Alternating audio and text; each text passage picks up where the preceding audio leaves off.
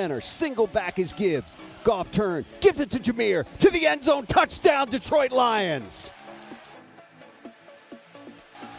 That's the way you make a statement on the road on Monday night to start a football game, straight down the field to the end zone. It is 2nd and goal from the 1. Goff out of the gun, hands it to Montgomery, tries the left side, did not get in. It's going to be 3rd and goal from inside the 1.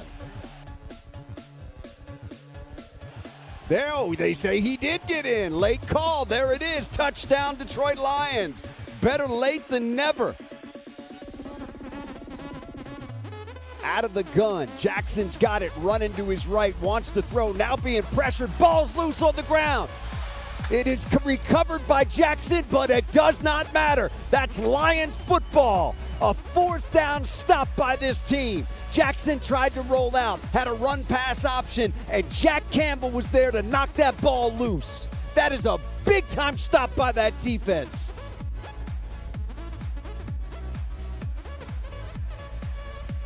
Lions show 4 across the front.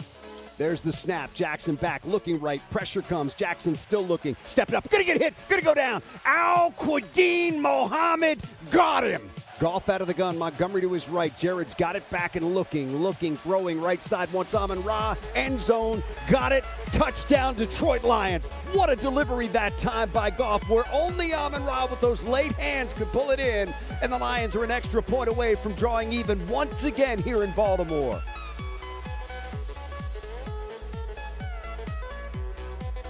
Jackson fakes the give to Henry, wants to throw, steps up, gonna get hit, gonna get spun down again. That's another sack by that Lions defense. That is Al-Quadin Mohammed for the 2nd time tonight. 96, that is big, man. Goff up under center, turns, gives, Amon-Ra flips it out to Gibbs. He's in the house, baby. Touchdown, Detroit Lions. Oh, that is beautiful. Goff hands it to Amon-Ra. Amon-Ra flips it to Gibbs, and the Lions have got the lead back. From the Lion 19, Jackson out of the gun. He's got it, wants to throw. Jackson looking, stepping up. Now he's going to get hit, going to go down. Sack back outside the 20-yard line. That football came out, but they're going to say he was down. That is another big play by that Lions defense. Trevor Nowaski with the sack. There's the snap, Jackson back. Jackson looking, Jackson stepping up, rolling to his right, being chased. Still looking. Now he's going to get hit, going down. Taken down again by that Lions defense. Derek Barnes, I see you, 55. That's a big-time play. The Lions stripped it away from Derrick Henry. What a big turn of events, and the Lions have got it now. Goff up under center. Montgomery the single back. Goff fakes to him, wants to throw, does downfield, wants Amon-Ra. Got him, made the catch inside the 40. It's a 1st down, but there's a flag down as well. It's a hold against Baltimore. That is huge.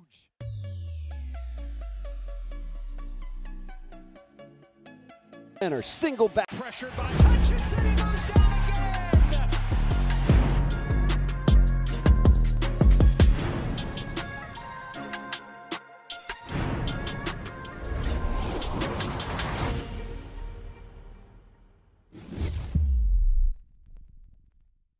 Rise and Grind Morning Show is the best podcast in the world. Amik Robertson. All right, well, you heard Amik, man. He said it best. They played a hell of a game last night. He trusted in his guys. The Detroit Lions take down the Tampa Bay Bucks last night, 24-9. Incredible game, incredible performance by that defense. Calvin Shepard, during the live stream last night, in the postgame, I said should get the game ball. And absolutely, he got a game ball from Derek Barnes, which he handed it right back. But I felt just like these guys did last night, man, that Calvin called a perfect game, as perfect as it could be last night, given the situation, having to re-sign or sign or bring in a bunch of unknown names, faceless individuals, like he said, man, faceless players, because not a whole lot of people knew who these guys were, but I think they made themselves felt last night, and I think the whole world now knows just who Arthur Mollett and Thomas Harper and Nick Whiteside and Eric Hallett R. Of course, Amik Robertson played a hell of a game. Rock Ya-Sin played a hell of a game. And good news on Rock Ya-Sin last night, just to get you caught up on the injury front, just cramping. So he should be good to go before week 9. Dan Campbell mentioned last night, but by week 10, we're going to be getting a lot of players back. My question is, how can we now lose all of these guys? And is Dan Campbell and Brad Holmes going to make the right move by trying to keep a lot of these guys on the practice squad if they can? The problem is, how many of them are now going to get poached because of how well they played on Monday night, the biggest stage of the NFL season? Hell of a game by those guys. Great win, tough win, grimy win, dirty win, whatever adjective you want to use. It was all grit, baby, and we loved it. It was a good game. Still a little concerned about some of the play calling on offense, but I think some of that will figure itself out when we look at the stats more tomorrow. We'll get into some of it today, but when you look at the stats more tomorrow to kind of figure out where was the pressure, why was there so much pressure? You know, we expected it. It was part of my keys to the game, which is only in written form this week. I was not able to do a video, but in there I outlined everything that was going to happen in this game, and it did. The Bucs were going to bring it. They were going to blitz. And when Jared Goff is under pressure, he's a different quarterback, right? He's one of the best. But when he's under the blitz, he's one of the best quarterbacks in the league. When that blitz brings pressure, his numbers fall off the face of the planet. And last night, they really didn't, to a degree. I mean, he had a pretty good night last night. And according to NFL Pro, he only faced 10 quarterback pressures. I don't see how that's possible. So the tape's going to be interesting. 4 sacks on the night, can't have that. But 10 pressures, I don't know if I trust that number a whole lot, especially when you look at the other side. Baker Mayfield has been reported to have been pressured 20 times, 37% pressure rate, sacked 4 times last night as well. 3.15 seconds of time to throw for Baker Mayfield. Jared Goff, if you had to guess, did he have more than 3 seconds of time to throw, more than 2.8 seconds of time to throw, or less than 2.6 seconds of time to throw? Where do you think he fell in last night's game with the pressure that the Bucs were bringing? Big shout out to this guy, Jahmyr Gibbs. If it wasn't for that 78-yard touchdown last night, I don't know if this game ends at 24-9, and I don't know if the Lions are winning this game. It just didn't seem like we could get anything really rolling. Anytime you leave Jameson Williams blanked on the stat sheet, well, that's a $1.7 million paycheck for 0 stats, 0 performance. There's only so much that you can pay a receiver to block for. The offense, the running backs, the other receivers. J-Mo has to produce.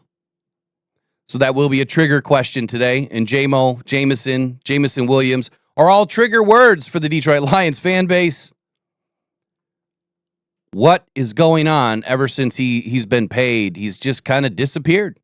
He's just dissipated into thin air. And I get it. He's blocking downfield. But at some point, J-Mo has to be a true number 2 on this team to make $27 million a season. And I made the comparison last night to Higgins and Chase because you don't see that happening with those guys. Both of them are usually equally involved in a game plan. So is it J-Mo or is it Morton?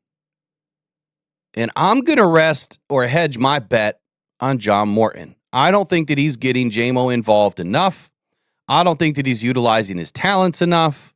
And we need to see more come week 9 because when we get into the meat of this schedule, the toughest part of the schedule, it's been tough so far, but the toughest part of this schedule is coming up. And J-Mo needs to be inserted into the game plan. We want more J-Mo. Say it loud and proud to me this morning, man. We want more J-Mo. We need more J-Mo. Everyone needs a little bit of J-Mo in their life. It's a big tune change for me. Huge critique or a lot of criticism comes from me with Jameson Williams because we expect more. Just like with Aiden, we expect more. Early draft picks, we expect you to be great players inside a system that is loaded with wonderful coaches and a phenomenal cast around you. They need to produce together. It's okay when you have a bad game. The rest of the team needs to pick it up. But you can't have multiple bad games in a row. It doesn't work in Detroit football any longer. We won't allow it. And I don't think those guys want to allow it either. I'm going to start with a play, which I might have to clip out later. So if you watch this later and you're wondering, hey, where's the play at? I might have to clip it out because of copyright. But Penei Sewell. How instrumental was Penei Sewell? Great game last night, by the way, Jameer. How instrumental was Penei Sewell last night in Jahmyr Gibbs' run? Well, you're about to find out. You're about to find out. We've got 2 questions for you guys this morning before we get rolling. Number 1, have you subscribed yet? Subscriber-only mode will be enforced by Friday during a lot of the live streams. Reason why is we tend to get a lot of bots in the post-game show, in the pre-game show, in live streams that we cover during the game, and it's totally interrupting the chat. It's interrupting the flow. I don't know why or who or what is doing it. I mean, I do know, but enough is enough, right? And they're creating new accounts the day of. I have a really good idea who's doing it, and simply said, if you just look at all the other Lion streams going on and the ones that don't have it, those are the channels that are responsible for it. Just going to put that out there. That's my tinfoil hat of the day. So the other question is, are the Detroit Lions Super Bowl worthy right now? Do you believe that they have it? After watching the wins and the losses that we've gone through this year, sitting at 5-2, some good wins, some disappointing losses. Kansas City shouldn't have been a loss. We should have won that game. We should have played better. We should have played like we did last night on defense. But we didn't. And we dropped a game that we shouldn't have dropped. We had to go up against 2 teams in that game too. Now, last night was a different story. The offense gutted it out. When they needed to, they gutted it out. They made the play when they needed to make the play. And to me, that is the true testament of a team that is ready to go the distance. Yep, Kansas City was a tough one, man. You shouldn't have lost it. Week 2 was a tough one. Or week 1 was a tough one against Green Bay. You should have been better prepared. Usually the Lions, they get, a little slow at the roll, and then they ramp up. They're ramping up, but it seems like that trajectory is not straight up like it usually is around this time of the season. We haven't peaked. We haven't even come close. There's so many mistakes right now on this football field. There's so many things that this team needs to clean up. That's a good thing. It's also a bad thing. It's a good thing because that means we have a lot more room to grow. It's a bad thing because it's week 7 and there's still a lot of the same mistakes. So are we Super Bowl worthy? And my answer is a definitive yes. I think that when you have a team that can gut out a game like last night, really good Tampa Bay defense, they showed their mettle. And Calvin Shepard really showed why he's a defensive coordinator. He put a really good game plan together. The only questions that I would really have is, one, the John Morton play calling. The John Morton play calling at times is way too erratic. After turnovers, we have to be able to capitalize, and we're not. Occasionally we do, but we're not. Not enough. Third quarter in this game wasn't really a factor. There was only 3 possessions the entire third quarter. The Lions had 1 shot. They scored. So we can't throw the third quarter effect out there. John Morton's done fairly well in the third quarter so far through this season. But players like Jameson Williams, they have to be involved. And I don't think that this team is going to win a Super Bowl unless all cylinders are hitting. We can't have any misfires anywhere on this team. Everyone needs to be healthy going into the final 4 weeks of the season and getting into the postseason. And it looks like that's what's going to happen. We're going to get a ton of guys back here by week 10, week 11 through December. Like Dan Campbell said, there's going to be a lot of guys coming back into the fold, and that could be enough to take us over the edge. How great was Ali McNeel last night? Ali McNeel getting back into this game. Yeah, he didn't penetrate the stat sheet, but he certainly penetrated that offensive line and was creating some havoc for those guys. It's only going to be a matter of time. Give him a few games, and he's going to be right back to where he used to be, making plays and allowing others around him to make plays. To even think about for a moment that we already have Aiden Hutchinson and AQM playing at pretty high level right now. If you take away the strip sacks, you take away the fumbles in that, good amount of sacks. Sacks aren't what wins football games, but it's the TFLs that these guys are coming up with, right? As a collective, as a defense. It's the punch-outs, right? Causing the fumbles. That's what's helping keep the Lions in games right now. However, last night was really quiet. I remember a statement in the chat last night said, I just saw AQM. I didn't even know he was playing. And he had a pretty good game. I think he dialed up 8 or 10 pressures last night. He won at a very high level. I'll bring the stats in just a moment. But it was quiet, right? It just seemed quiet. It wasn't big, flashy, splashy plays.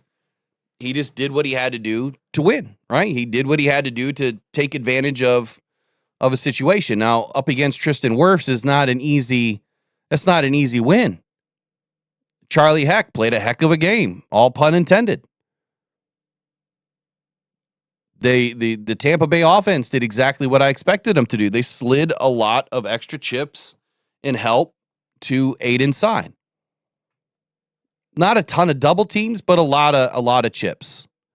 So when Aiden would clear one, they'd chip, they'd release, there would be another one on the backside. It was like a dropping guard technique that they did last night. So they had a dropping guard that would drop and then pick up Aiden when the tackle would go out and, pick up a linebacker or whatever. It was very interesting the way that Todd Bowles and that offensive coordinator, I can never remember his name, the way that they designed it last night, they did a really good job with trying to neutralize Aiden, but they didn't do a good enough job, right? He was still able to get in. All right, so let's address the elephant in the room. I see Bucks, Rays, and Bolts is in. Hey, welcome in again today, man. Appreciate you being a good Bucks fan. Congratulating the Lions fans on the win last night. Hey, that was a hard-fought game. It really was. And hats off to the Tampa Bay Buccaneers for not allowing us to put up, oodles and oodles of points. But I see your message in here saying, the refs sucked last night. And I would say that they sucked on both sides. They did a good game, or they called a good game, right? I think they called a fair game. There was some definite missteps in their calls last night, and if we didn't do certain things, there would have been some calls that didn't happen, some spots, right, of the football that were, egregiously wrong. The Jameson Williams pass interference, ain't no way that happened. There was no push off. But if you go back and watch some of the film, and you look at some of those plays that I'm sure that you're concerned about, right? The spot on, was it Kate Otten? That call was correct. But here's the thing. Had we not challenged that ball was not going to come back to the Lions. That was Tampa Bay on a first down. Now, my question for Dan Campbell was, what did he really challenge? The question never got answered last night, at least live. I'm not sure what was answered before or after, or if it will get answered this week. I had asked one of the media members to ask the question, what did he really challenge? Because challenging the process of the catch was not the right challenge. Absolutely not the right challenge. And the reason why is because the process of the catch was clear. Catch, 2 steps, going to the ground. He's already processed the catch. So when he goes to the ground, if the ground causes a fumble, it's not a fumble, right? There was no fumble. However, it's where his knee was down and where the ball was at the time. And that I could see right away live. I made the call as it happened that was not a first down. They upheld that. But had we not challenged that, that was a first down going the other direction. So refs suck last night. They tried to suck. But Dan Campbell finally got out the red handkerchief, and I don't know why he holds on to it so long. But then again, last night I said, is this why he doesn't challenge? Because whoever we have doing replays for us, they suck. And I'm just going to be honest with it. They're terrible. They're terrible. How would you call down to Dan Campbell and say, challenge the process of the catch on that play? Anybody that's watching that understands the rule at all knew that the process was clean. It was the spot that needed to be challenged. And then I think the second challenge was challenging the spot on it was a Baker Mayfield sack fumble, I believe, and the ball fumbled forward. So that didn't make sense either because Baker clearly fumbled the ball. It was punched out. So again, those are two challenges. All right, great. You challenged it. You got him to look at it. But it wasn't the right challenge. And so that concerns me in some of the bigger games where we're going to need a challenge to help us out. Is Dan just throwing stuff out there just to get him to review it? Possibly. It could be a little gamesmanship. So I guess there is that component. Now that I think about it a little bit longer, there could be a little gamesmanship on just saying, yeah, we're just going to challenge the spot or the process of the catch, whatever it is. But if that was the true intent, man, those are two terrible challenges. I'm glad the one worked out, but had they not re-looked at it, my biggest concern with the whole challenge thing, though, is not just Dan Campbell. No, as a matter of fact, there was a statement made last night. Let me get it open here. Refs tried to get us again, right? And here's why. In the pool report, the explanation of the vice president of instant replay, Mark Butterworth, on Tampa Bay's fourth down conversion early in the fourth quarter that was overturned on a second replay review, said this. Butterworth, vice president of instant replay, said, quote, "We did look at the spot. We were trying to mirror angles together. Later in the process, we received," this is such BS, "we received an enhanced view from broadcast that showed that when the knee was down, the ball was short of the line to gain. We were having issues with the referee's O2O, the official-to-official communication system, which is why he was brought back to the monitor a second time. We did not show him anything on the screen at that point. It was simply to communicate to clean up the ruling on the field."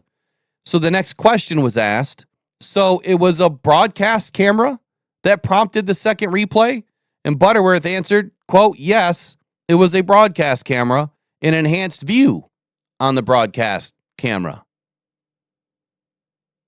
Huh. I didn't need an enhanced view watching it live to see that it was short of the line to gain.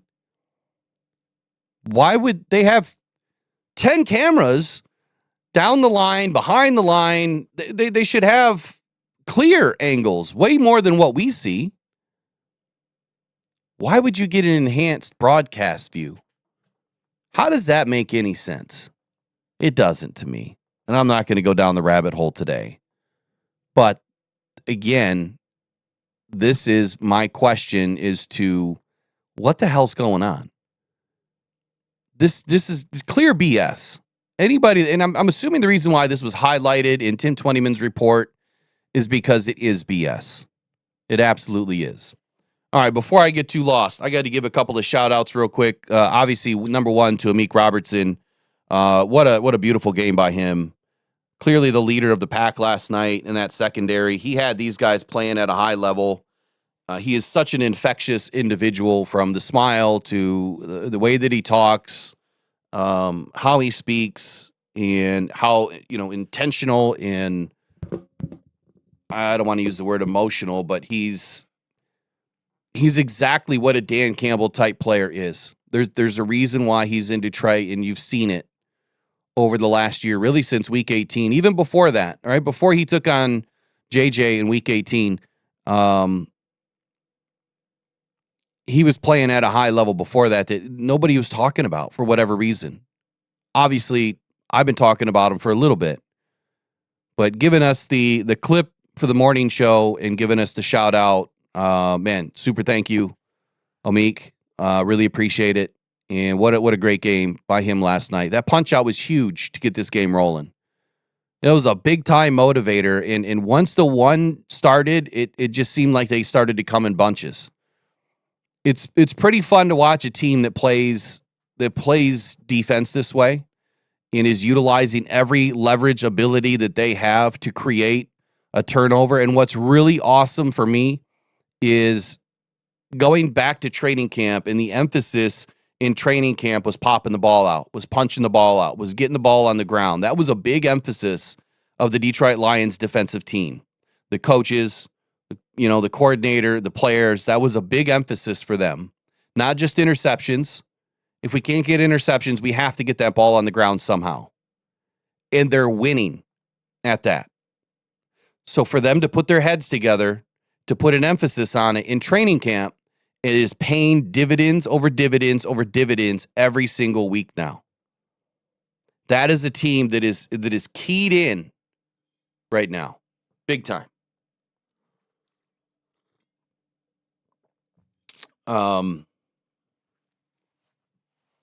What's the worst call right now? What am I missing? Which one? I'm sorry. I know there's a lot of chat going on. I didn't see the statement.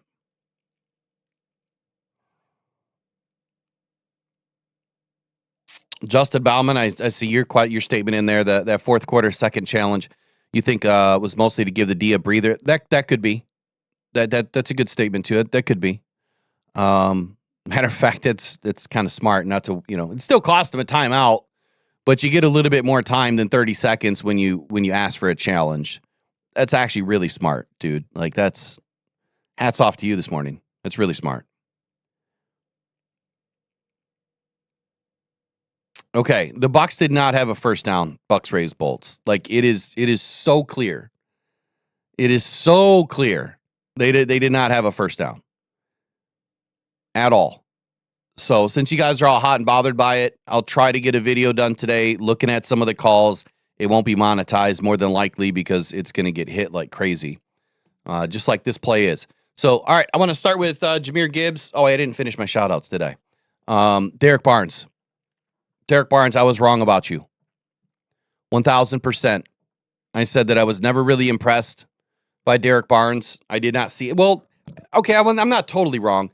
I didn't see enough out of Derek Barnes in the first 3 seasons. Large part last year, he played 3 games, got injured, and so we didn't see anything from him last year. But prior to that, I didn't see a player that was really trajecting in a way that I thought he was going to be an extremely good outside linebacker. And so far this season, he's played tough, he's played smart, he's instinctual, he's getting after the quarterback when he needs to. He's doing pretty well in coverage. Could be better, a lot better, but overall, I love his tenacity. I love the way that he plays the game. And I think that these guys are only going to get better when Aleem is on the field, because that is going to take a ton of pressure away from the rest of the guys. And if Calvin Shepard would just dig into that bag a little bit deeper, my goodness, we have so many opportunities on this defense. Just watching Tampa Bay and how they work their defense and how these unblocked pressures are coming from everywhere, that's the type of defense that we need to install in Detroit. We need more guys firing at the quarterback that are not named Aiden or AQM. We need one guy, whether it's a nickel blitz, a corner blitz, a safety blitz, a linebacker blitz, something that is firing, right? You drop your linebackers, you rush 4, you bring a nickel, you bring a safety. That is what the Tampa Bay Bucs do really well. They disguise it, they mix it up, and they send guys from all different directions. We need more of that. And if this defense utilizes more of that, which is the same thing I asked for last year, more nickel D on the field, a little bit less man-to-man at times, run a little bit of man inside zone, and then fire a nickel blitz, safety blitz, DB, something. Or bring a fourth linebacker in, right? Bring a fourth linebacker in, someone that has speed, and get after the quarterback that way. Why?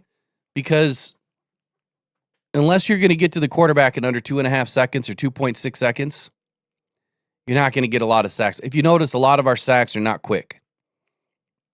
The majority of our sacks are at the tail end of a play, where the quarterback is holding onto the ball way too long and not moving off his spot, or the pocket finally starts to collapse, and then we're picking up our sacks. Our defense, Aiden Hutchinson, does not get quick sacks. It is very rare. Same with AQM. It is very rare, unless they are unblocked, that they get a quick sack. So I want to see more spread that offensive line out, right? Put both your edge rushers on the same side of the field for once. Why are we not doing that? Bring in that third defensive tackle like Rob Eves was talking about last night. I haven't seen that play yet. But yeah, go 3 DTs and 2 defensive ends, but put them both, stack them. Stack them on the weak side of the offensive line. And so then they're going to shift to that side, right? And that's where you fire the nickel on the other side. That's how you disguise and mix up. And that's a play, Calvin Shepard, I need to see this year. I have to. I have to see it. Oh, anyway, what was cool last night is watching Jahmyr Gibbs hand that ball to Penei Sewell. I thought that was a pretty special moment because he recognizes that Penei did some incredible things last night in the run game to allow him to do his dirty work. So, all right, we're going to get into Dan Campbell. We're going to listen to Dan. We're going to walk right into media night and listen to a few of the guys talk about it. And then I'll jump into the chat, and then we're going to open up the phone lines here in just a few moments after we get through a couple of the media highlights, okay? All right, let's get into it. All right, man, good to get a win, get back in the win column. Guys responded, which knew they would, and, man, defense played lights out. I give a lot of credit to Calvin Shepard, the plan to go in against these guys, knowing what we were getting ready to face. And, I mean, those DBs, man, Millette and Hallett and Harper and Whiteside and Amik and Rock, I got to say it because I said it last night. You heard him. I played last night. He just called me, man. Rock, he called me out. I played last night. Just screwing around. Strickland had to come in and play a little bit. And Flowers, I just thought those guys, Jim O'Neal, Deshae Townsend had those guys ready to go, and I think they competed, they challenged. And man, our front came alive. The backers played really big for us. Those 3 in the middle, and so it was just an outstanding defensive performance. Offensively, there's things that certainly we know can be done better, and we'll need to do better. But at the end of the day, when we needed points, we found points, and we'll clean up the rest. But it's a good team win. I was hoping we were going to get Leaf going in special teams. This guy, he hangs him up there a little bit. We just couldn't buy enough time to get him. Had to settle for some fair catches, but. Anyway, listen, it's good to get back in the win column. That's a good team. All right, they're going to be in it. It looks like they are every year, and so that's a good win. Yeah, you talk about the next man up. Is this a great example of that today with all those guys in the second on the white side making plays, 3D passes defended, you got interceptions from Millette and Meek. Just is that a great example when you look at it, you show film to the team of next man up and get performance like that? Yeah, it is, and that's what's expected here. And I've said it before. Listen, you get in there, you don't have to be perfect. You challenge and you compete, and we will help you, and the guys around you will help you, and we'll play with 3 units. But I love the fact the game did not feel too big for some of those guys. It's Harper's first start, really Hallett's first start, and I thought it wasn't too big for them. They got in there and competed, and that's great. That's a great sign. We did some things. We put Amik on an island a little bit, and I thought he really answered the bell. We put our linebackers on the island a little bit, answered the bell. But, I was proud of all those guys. I mean, it was really good, really good. Dan, you said it's good to get back in the win column. You haven't lost 2 straight games in 3 years, especially when you bounce back. It seems like you bounce back after high-profile losses. What do you attribute to not having a losing streak in 3 years, and especially bouncing back from big losses? Well, I hate when you guys ask that because it's like like the kiss of death is coming. Listen, we got a special group. We got a special group of coaches and players. And I just think they're competitive. They want to win. They're able to really focus on what needs to be fixed, what cost us the loss the week before, and simply keep it in that department, man. Keep it in that compartment. Don't make more of it than needs be. Don't lose confidence. Just fix it. And I think that's where our guys are really special, man. We just go to work. We fix it. They've always been that way. And then the lights come on, man, and guys show up. You know, St. Brown showed up. Josh showed up. That defense showed up. Hutch, Mac. It's great to get Mac back. Wow. You know, Jack Campbell. I mean, you know, our guys show up. So it's good to win. Dan, in the game, you didn't take advantage of every opportunity on offense. How big was it to have Gibbs as such a difference maker? It's huge. And, you know, you felt like this was coming. You know, you felt like that this has been building, and you know, as he gets in better shape and starts getting his feet under him, you know, starts getting a feel of it, starts breaking some tackles, you just feel like every week it's gotten closer and closer. And tonight was the night. Hold on a second here. I got to rewind that. What is he talking about? Jahmyr Gibbs getting in shape. What? Hold on. I got to rewind. Show up. So Josh showed up. That defense showed up. Hutch, Mac. It's great to get Mac back. Wow. You know, Jack Campbell. I mean, you know, our guys show up. So it's good to win. Dan, in the game, you didn't take advantage of every opportunity on offense. How big was it to have Gibbs as such a difference maker? It's huge. And, you know, you felt like this was coming. You know, you felt like that this has been building, and you know, as he gets in better shape and starts getting his feet under him, you know, starts getting a feel of it, starts breaking some tackles, you just feel like every week it's gotten closer and closer. And tonight was the night where he busted one of these out of there, and there'll be no looking back. I mean, I think he's just going to continue to do this. So our O-line did a good job, you know, in areas of getting him to the second level. Certainly, we got to continue to improve there. But, man, that's all you got to do. If you can get him to the second level, he'll do the rest. You know, and we're fortunate because our O-line can open some holes in, and we have receivers that block. So the rest is up to him one-on-one with the safety. Okay, maybe I was misunderstanding what he's saying here, but maybe he's trying to say that as the season is kind of waned on here, that we've been waiting for Jahmyr Gibbs to have a big bust out run like this. I mean, he's had a couple of pretty decent runs this season. I want to say he's had a couple over 20 at least. But I'm not sure what he's speaking about with the shape here. As he gets in more shape, maybe that was just wrong terminology, or maybe I'm misinterpreting the terminology. But I'll say this, Dan, Jahmyr Gibbs didn't even need oxygen after a 78-yard touchdown last night. I think Gibbs is in great shape. Just saying. I just think that the offensive scheme is a little herky-jerky at times. You knew your guys would respond. How could you know that? We don't even know their name, as most people. Most fans don't even know who they are. Why were you so confident you had the right guys to throw in there? Well, when I'm saying that, I'm talking about our team. They're part of it. About the defensive backs in the secondary.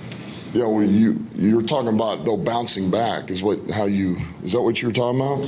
No, you said you knew your team, these guys would respond, and I thought you were talking about the secondary, but the whole team as well. Yeah, that's what I meant, the whole team. But I mean, as far as everything goes back into everything is not about the DBs, you know. It's about the linebackers, and it's about the DNs and the D tackles and the quarterback and the O-line and the punt returner so that's what I meant. I knew our guys would bounce back and be ready and have urgency. Okay, I think the question was clear. I'm not sure why Dan didn't want to answer it, but the question, you know, why did you think this group of secondary was going to be able to play the way that they did.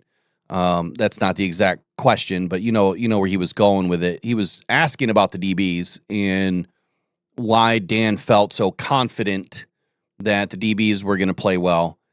I get where Dan's going to. He was trying to answer the question from the frame of, I expected the whole team to play well. I expected the whole team to bounce back after a pretty rough loss in Kansas City.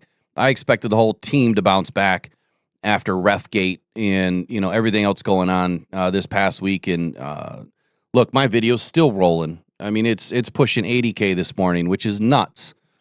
But that's how incredible the refs can take over a game. So I get it. I mean, I get some of the Bucs fans are disappointed this morning. But honestly, I don't think that there was a major issue with refs last night. I mean, there was a couple, but a lot better than what we've seen in previous games. But again, to Dan's point, I think this team was going to show up no matter what because of everything that they just went through. And I guess to touch on that ref thing one more time, I do believe that there was an emphasis on this game to try to get things called right. I will say that. I'm not saying that John Hussey made all of the right calls. I'm not saying that there weren't some things that were a bit questionable, but I really think that they tried to get things right, especially on the national stage again with the Detroit Lions. So that was good to see. Not saying that it's going to continue, not saying that it's happening in every game, because there were many teams, players this weekend speaking out about the refs making horrible calls. Have a more active feel of how games go, whether it's going to be a shootout or anything like that. In any of your imaginations going into this week, did you expect the defense to hold Tampa, really good offense, to 9 points? No. I felt like we would play. I knew we were going to challenge more. We were going to do more than what we did last week. I did feel good about that. But that's a good quarterback over there. They've been playing good football. I knew Evans was coming back. And so I had confidence. Now, I didn't think 9 points. I mean, 9 points now, I don't know where that ranks for all the games in this week. That's probably number one. I mean, or close to it. I don't know. So it's just a great job. But I knew we'd hold our own. But it's a testament to what they did, just really great job. Just the DBs, and it's I'll come to you, Brad. if it's everybody, just Calvin Shepard, the questions again, going back, you guys have answered so many through now the first 7 games, but the job that he did, and not necessarily just shielding those guys in the back end, but to create the scheme that he did, can you speak to the pride that you have in lining up with that guy on the sidelines? Yeah, listen, I just think Shep has just gotten better and better and better. He's, I think he just, he's gotten more and more comfortable as he's gone. I feel like he really is, he's got a real good feel of our personnel, what the opponent's trying to do, understands how to put a plan together. The staff he's got with him is a really good staff. Those are good coaches too, man. And all those guys work really well together. But he's the leader over there, and he understands how to communicate. He understands how to really give them the picture of what we're looking at. And so I'm very proud of him, but I'm not shocked either. This is what I expected out of Kelvin Shepard, man. This doesn't surprise me. So it's a really good job. Last two, Eric and then Sean. The past couple seasons, you put an emphasis kind of on getting off to a season. How do you balance that now going into a bye week, unplugging a little bit, but also keeping that momentum? How have you learned, as a coach, to carry that momentum coming off the bye? How you guys start? Man, it just focus on the moment you're in. Hey, man, you got this. We're gonna clean it up, and you're about to get 5 days off. So give us all you got.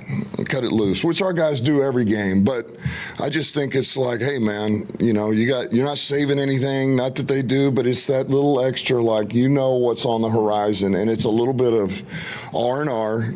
Clear the mind, let the body heal a little bit, and get right for now. The last push, man. The big push will be here. We get the division opponents. We got 10 till we hit the playoffs, and it's on. So it's good. Feels good to get to 5-2. I'm pleased with the team. Are there things to clean up? Yeah, there is.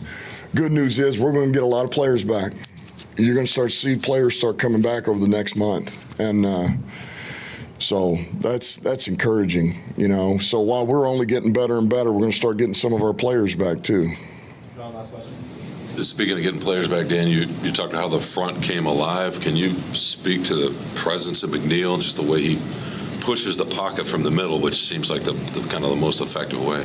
Makes a huge difference. And really, we felt like if we could, you know, you push it.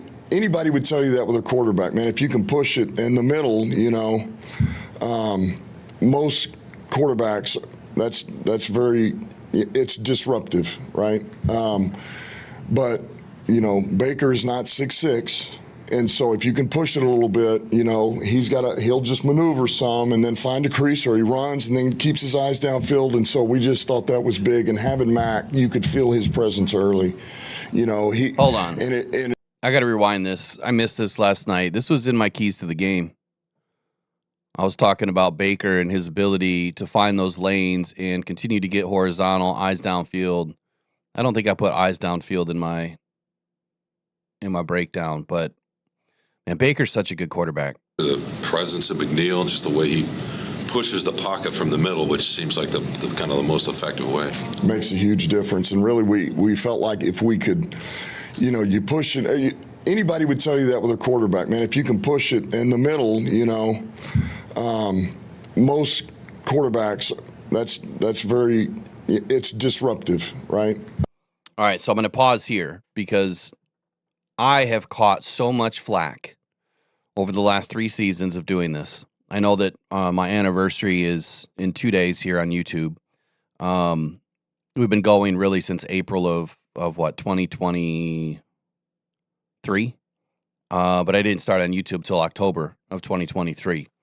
And I've been catching a lot of flack since I've been doing this, saying how the center of the defense is the most important part. That's where it all begins. Right? Pressuring the A and the B gap is not only the fastest path to the quarterback, but that is the quarterback's spot, right? Where the quarterback's pass lane, it's not left or right of center, it's on center. Right? The quarterback is going to shift his body a little bit left or right to make a pass to the outside, but you still need to be in the center of that offense inside that pocket. The best way to affect the pocket is not coming from the wide 9. The best way to affect that pocket is not coming from the outside edge. The best way is through the center of the offense. And when you break that center link of that chain, that's when things start to disintegrate for an offense. And so hearing Dan Campbell reaffirm this, validate it once again, we've heard Brad Holmes reaffirm and validate it multiple times. You've heard Calvin Shepard reaffirm and validate multiple times. It makes me feel better that we're giving you, or I'm giving you, the right information, some of you information that you already know, that having a guy like Aleem McNeel back, getting a guy in like Tyleik Williams over another edge rusher, how important that was to this defense, not only moving forward to get a guy like Tyleik Williams ready for the future, ready to make big impactful plays. He's just a rookie. How many rookies do you see on the defensive line really have crazy good first years? Not many. Right? Very few and far between do you ever see a super impactful rookie at any position. You might get a handful every year out of the entire draft that have stellar seasons. It's usually a running back, a wide receiver, rarely ever a corner, rarely ever a safety, hardly ever a quarterback, once in a while an offensive lineman, and once in a while a linebacker and a defensive lineman or a defensive end. So getting a guy like Tyleik inserted now and how impactful he's already been, as disruptive as he's already been, has been fun to watch. And getting Aleem in here is going to amplify what Tyleik is going to be able to do. And both of those guys are penetrators. They're able to get to the quarterback. Tyleik has just been using his hands to knock balls down at a high rate, and that's just as good as a TFL. So I'm glad to hear Dan reaffirm this again, because our defensive line is going to be ferocious when everybody's back. But, you know, Baker's not 6'6", And so if you can push it a little bit, he'll just maneuver some and then find a crease, or he runs and then keeps his eyes downfield. And so we just thought that was big. And having Mac, you could feel his presence early. He's not even in great football shape yet. He was ready to play in this game for the snaps that he did, but you could just feel what he looked like in practice is what he looked like here in this game. Just his ability to get an edge, push the pocket, man. I just thought he was a force in there. And guys, great to have him back, man. He makes guys around him better, and I just thought those guys played off each other, and it's only going to help Hutch. That gives him a little bit more of a wingman too with Muhammad and those guys. So it's just good to have him back. Do you have an update on Rocky Scene? He's good. It was just cramps. You just All right, we'll come back to JG in just a minute. We'll try to get into a few other videos this morning. I definitely am going to bring in Amik Robertson first. Or he'll be up next anyway. All right, so just kind of breaking down. I mean, I kind of did my breakdown a little bit during their media session. Sorry, trying to do 5 things at once. My brain just stopped. Meek was huge last night. I'm going to bring him in here in just a moment. So, Mr. Thomas, to kind of answer, your questions in here. So there's some questions in the chat. People kind of going back and forth to Terry and Arnold. And, okay, so a lot of fans right now are looking at a cast of misfits, right? I'm not trying to be mean, but let's just say we got a cast of misfits back there. Guys that a lot of people don't know who they are. And I was asked this question yesterday, I think, or the day before. Someone asked me, like, Will, did you even know who any of these guys were? Well, only because I do this every day did I know who some of these guys were. And when I do some deep dives or some write-ups or some videos on guys, I get, intimately closer to who these guys are as a player. So I understand a little bit more about their background, their history, and what they're able to do. Did I think for one moment that Whiteside or, Howlett were going to have a good game last night or play the way that they did? No. Did I expect Rocky Sin to step up? Yes, I did. Did I expect Maulette to step up? Yes. Why? Go watch the video and read the write-up on Maulette, and that'll tell you why. I had a lot of people telling me when I did that video, we just got scrubs, and he's a scrub, and blah, blah, blah. No. Like, Maulette has some things to his game. He really does. And when I do a deep dive on somebody and put something out there, I'm not just throwing crap into the wind, right? I'm not throwing spaghetti out of the wall to see what sticks. I'm really trying to dig in and find out who these guys are. But the leader of this group last night was Amik Robertson, by and large. He got this entire DB room galvanized on going out there and playing for Brian Branch, going out there and leaving it all on the field. This is your biggest interview of your life on Monday night. How are you going to perform? For a lot of these guys, they're not going to be with us in a few weeks. When we start to get DJ Reed back and Terry and Arnold back and Kirby back and Brian back, a lot of these guys aren't going to be here. You can try to park some of them on the practice squad. They're going to disappear, especially after last night's interview.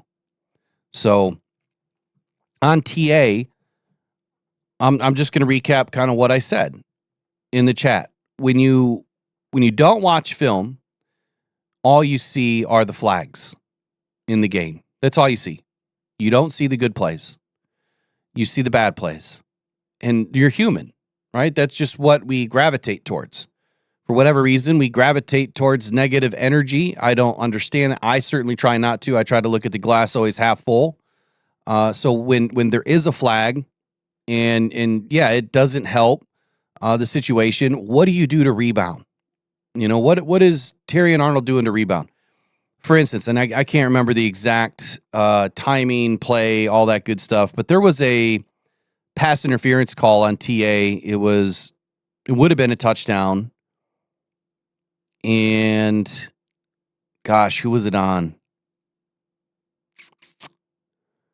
Man, I don't even remember now. I don't remember if it was the Bengals game.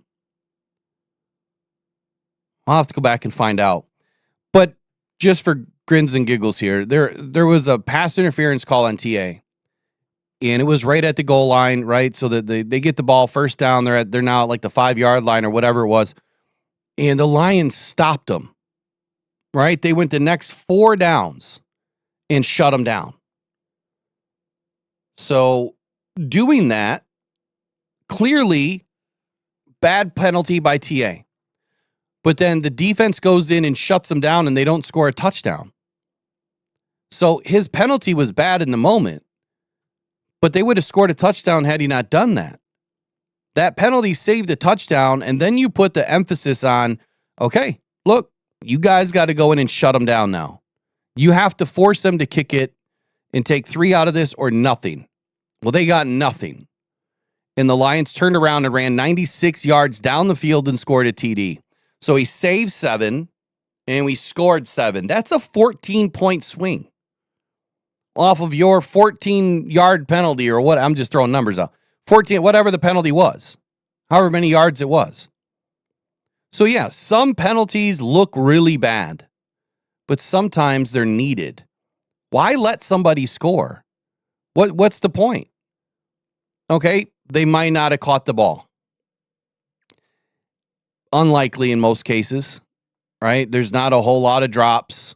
There's not a ton of incompletions all the time to your number 1 receivers. So take the penalty. It is what it is. Yeah, you don't like to have it. It's better to make a play on the football. And had you been in better position, maybe he would have knocked it away. But he didn't. But that penalty saved the TD. And it doesn't happen every time, right? But it does happen from time to time. And then if you go back and look at when TA was in, gosh, I think it was the Ravens game, there was a bunch of stats that came out, and the Lions defense was playing at like an incredible rate with TA in the game. The minute he left the game, it was injured, the defense completely fell apart. And they allowed like some of the most completions and everything else. I think it was the Ravens game. I slept like 2.5 hours, so my brain's mush. The point that I'm just going to end with here is he's young. He's going through his 2nd season with a new coordinator, somewhat of a new scheme, a new DB coach, I think, right? There's Deshae Townsend's 2nd season. I don't remember now. So either way, it's a corner, man. They take 2 seasons to kind of season themselves. Look at Darius Slay. He's one of the better examples I can talk about from Detroit. He really didn't start to grow until year 3. And Darius Slay didn't become Darius Slay really until he left Detroit. So after he left Detroit, he became a much better corner. Did he have other, great DBs and a better defensive line around him? Absolutely. But he became a shutdown corner after year 3. TA might just be on that same trajectory, right? He's playing last year with a defense that was completely gone. I mean, he had nobody in front of him. So when you don't have your linebackers, when you don't have your front 4, so your front 7 is decimated, and now it's just the DBs left, that puts a lot of pressure on a DB. They have to play extremely well when you don't have your starters in the game. And I don't think a lot of people are giving TA the credit that he's in there playing as a rookie, and you don't even have your starting cast in front of you. So that means there's a lot more, like I said, pressure on you because things are now getting into the 2nd and 3rd level more often. And he's extremely well, plays extremely well against the run. He's one of the better run DBs in the game, right? Against the run game. This season, he obviously has a little bit better in the front 7. But what's been one of the main issues we've had? DB injuries. So when you're playing in games without cohesion, you're playing in games with new guys around you, you're playing in a game where Kirby might only be 70% and Brian might only be 80%. That's tough. Right? Again, you don't have a good, clean cast around you. We're talking the NFL here, ladies and gentlemen. Like any little bit of wiggle that you have in your game, that quarterback and that receiver is going to take advantage of it. And so if you got 2 or 3 guys in the DB room that are banged up, or 2 of them missing, and you're on the field now with 2 new guys, and you're in your 2nd season and you're hurt yourself, I mean, what more can you really expect? And I would say with him in the game, he's been better than not. Now, what the national narrative I can argue, or the local narrative is going to be, I can see after this game is, oh, we don't need TA. Look how good these guys played. Oh, I'd rather have Mollett play, or I'd rather have Harper, or I'd rather have Rocky Sin, whatever. Like, Rocky Sin is making the same mistakes. He's making the same mistakes that TA is. He's had 2 games, 2 penalties in a row for pass interference or holding, or both. And so it's no different than what TA does. But what does Rocky Sin do? He comes back and makes a play. Right? He's knocking the ball away, getting past his defense, or he's causing fumbles, or whatever he's trying to do to help. Actually, I don't think he had a fumble yesterday. But tackling at the right time, or pushing the guy out of bounds in air, Mike Evans, right, to cause an incompletion. So bad play, good play, kind of negates it. Right? TA does the same thing. And he's going to be able to learn from all these guys. TA is going to be just fine. He's going to be the one guy we can't lose is Amik Robertson. Absolutely cannot not lose Amik Robertson.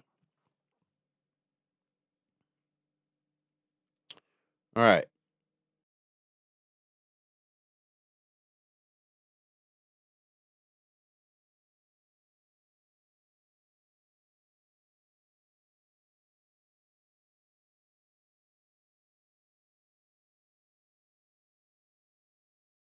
Okay, let's get into a couple of other things here. Let me get into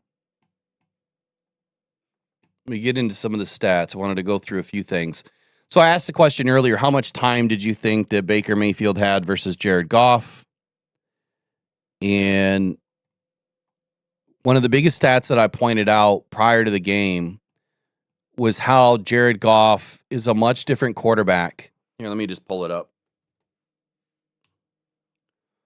He's a much different quarterback when he faces pressure from a blitz versus just a blitz. When he's getting blitzed, he still plays at a high level. But when that pressure comes, it's a different story, right? So I'm going to drop this link in here. By the way, DetroitFootballJournal.com is going to be free to sign up. I am going to remove the paywall, and I'll have that done today. And I'm going to do it for about 2 weeks. I want to get as many subscribers as I can to this publication. And then when it goes back to paywall, you don't have to pay to stay. It just means certain things won't be available to read or watch until a certain amount of time, whether it's 3 days or 7 days or whatever. But I'd love to get a lot of people to subscribe to this because I put a lot of good work out. A lot of hard work, takes a lot of time. And so far, the keys to the game have been fairly spot on. I mean, I miss, obviously, some things just like everybody else does, but pretty spot on with calling some of these games. And last Friday, I wrote, for Jared Goff versus this aggressive style of defense, I said, Jared has to see the field on Monday night. He has to make the right calls quickly. If I'm John Morton, I'm playing to Jared's strengths to help my quarterback evade pressure and make the big plays count. So the context to this is to neutralize the blitz with movement. And the Buccaneers are blitzing at a 35.5% rate, which was the 4th highest in the league. And they are registering pressure on more than half the time when blitzing at 56.6% of the time. So out of 35.5% of blitzing downs, they're getting 56.6% of those to register a pressure, 2nd highest in the league. They had 47 pressures when blitzing, which was league high, and they had 26 unblocked pressures, which was 7 more than any other team. So that's a huge key. And why it mattered is because Jared Goff excelled against the blitz. He had the highest passer rating of 137.1 and a high completion percentage, 77.1, over all other quarterbacks in the league. So if you blitz him, great. He takes advantage of it. When pressure comes, those numbers literally drop in half. He's completing 72.1% passer rating on 40% completion rate. Why it works to neutralize the blitz with movement is you move that launch point away from the predictable spots where the defense is trying to land on their landmarks, right? And you force the edge rushers to hesitate, to respect that run fake a little bit, like if Jared's going to do a delay or if he's going to pitch it or if he's going to hand it off. And then it simplifies Goff's reads, and then you get half of the field progressions to kind of fit into his rhythm and passing style. It keeps him in rhythm.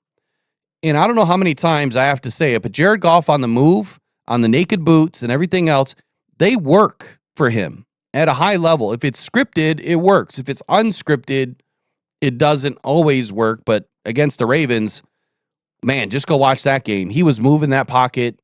He was navigating the pocket so well in that game. It was the best I've seen of him yet. What I wanted them to really do, though, is to get Jared Goff out in motion, or get him out in rollouts, right? The naked boots, the speed outs, widen the defense, shut down half of the defense and focus on Sam Laporta and Gibbs, out in the flat, or Sam Laporta up, down the seam. And we started to do that last night a little bit. So it was working. It was absolutely working. I wanted to see the quick screens to Gibbs and St. Brown. They did it. I wanted to see tempo and rhythm passing.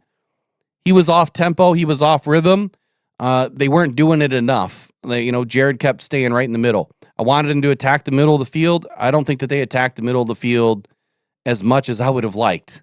When I look at the passing chart, it was a lot of dink and dunk over the middle, but we didn't see the 10 plus passes over the middle of the field, which I felt were more open, but I'm going to watch the film back today.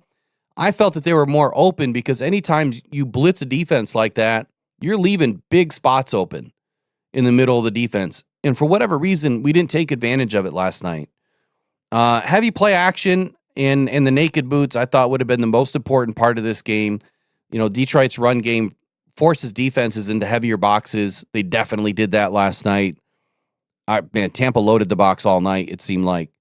But play action starts to slow those linebackers down, whether it was David or Whitehead. And then the naked boots create easy dump-offs to Laporta and Gibbs. Again, we used it a little bit, not enough. But I felt that would have kept Goff in rhythm a lot more last night, and we just got away from it. We didn't do it enough, and I felt that's why Jared Goff felt like he was out of rhythm. To a lot of comments last night and this morning, that Goff seemed off a little bit. And look, he took a ton of pressure. Here's the answer to the question. So Jared Goff last night, 2.5 seconds of time to throw. 2.5 seconds of time to throw. So they were averaging a quick pressure on his time to throw. One of the lowest of the week.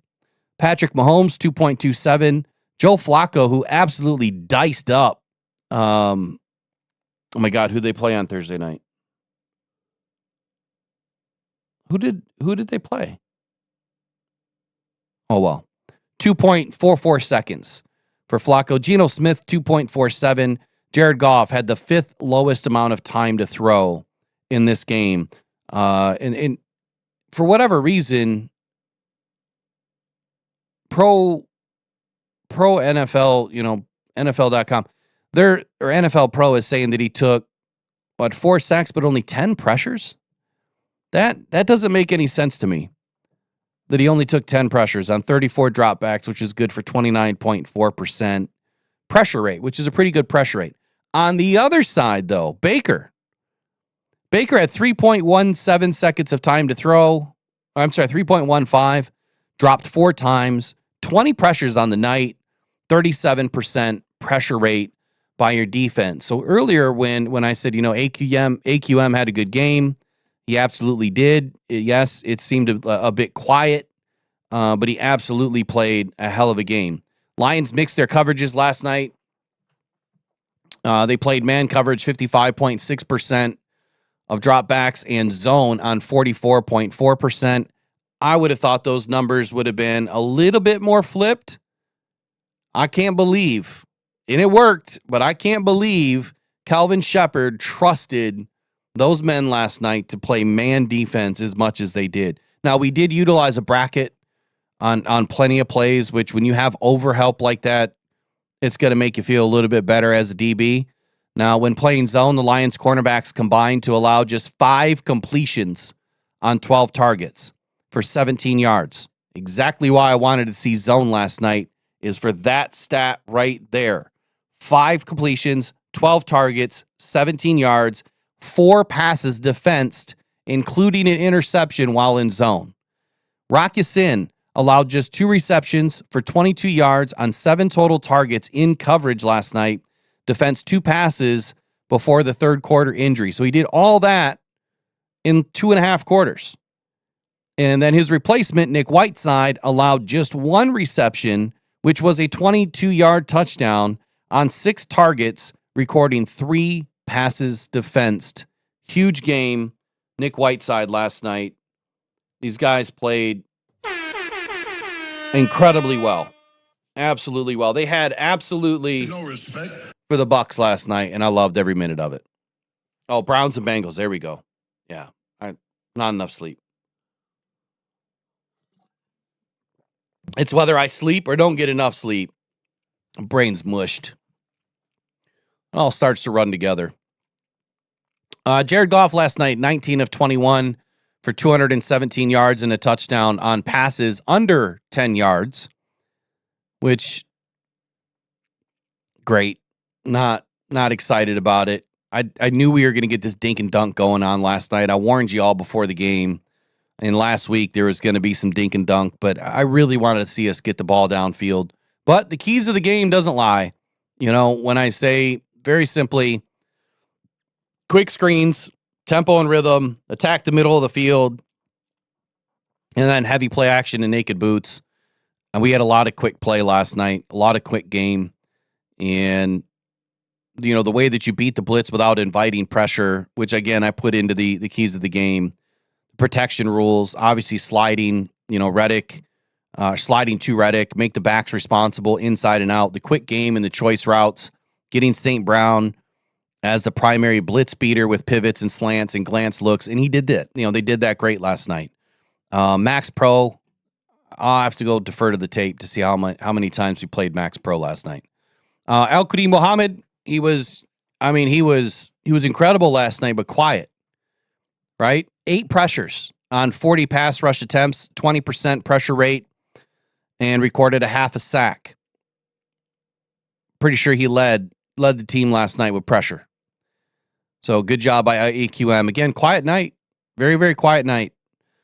Taking a look at Jahmyr Gibbs and his run profile last night, his run routes, all over the place. John Morton was putting them everywhere. It wasn't one-sided. It was equal. It was balanced.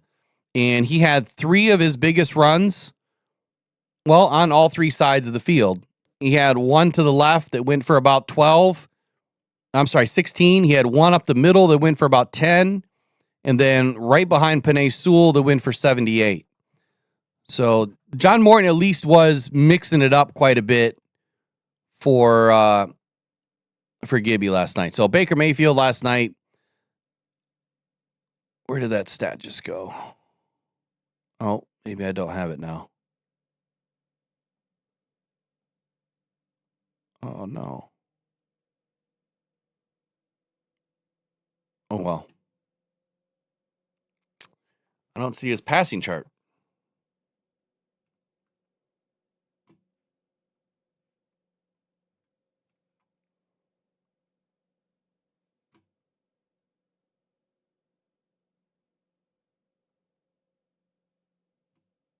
One sec.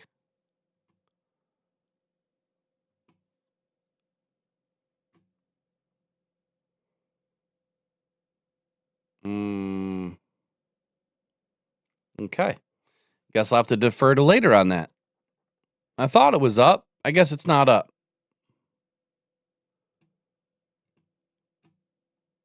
All right, I'll have to come back to that later. Tuesdays are the big day for the stats. For whatever reason. Well, that's Monday night game. They're not going to be ready till later on today. So we'll talk more about a few key stats tomorrow. Let's see. For the rest of the day, let's get into the locker room celebration. And let's listen to what Dan Campbell had to say about how his players played last night. Great team win, man. What a tough game. The Bucs definitely didn't make it easy. Oh, I gotta unmute it.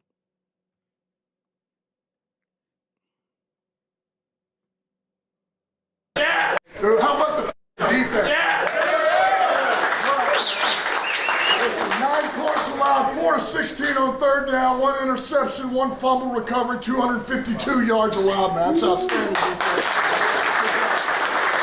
Listen, we did what we had to do. There's things we got to clean up, but I tell you what, defense, you play like that, you win every game. That's the bottom line. That's outstanding. That's the way to cut it loose, just like we talked about, guys. All right, I got really 3 game balls. I'm going to start on offense. 136 rushing yards, 82 receiving yards, 2 total touchdowns, 218 total yards. Jameson Gibbs.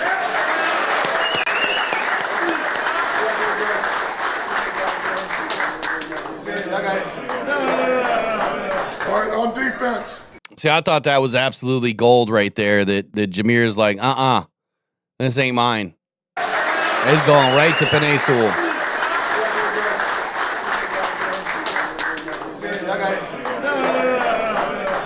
He's like, nah, F that. 8 total tackles, 1 sack, 1 quarterback hit, 2 TFLs, 1 pass defense, Jack Campbell. Yeah, Jack. Well, I appreciate you guys. DB's hell of a job today. Hey, let's keep it going. Yep. Listen, this guy, man, I feel like he's been on the come for a while now, man. Playing really good football and just versatile, man. And to have this guy back, it's been big. 5 total tackles, 1 sack, 1 quarterback hit, 1 TFL, 1 pass defense. Man, come on up, Barnes. Yeah, DB. It feels so good to be back, man. Bro, that was a long recovery for me, bro. To be back means a lot to me, man. I gotta, man, this really go to Shep, man. He didn't put us defense in a great position, bro. We gotta make plays, bro. I gotta give this to my defensive coordinator, man. Y'all already know, bro.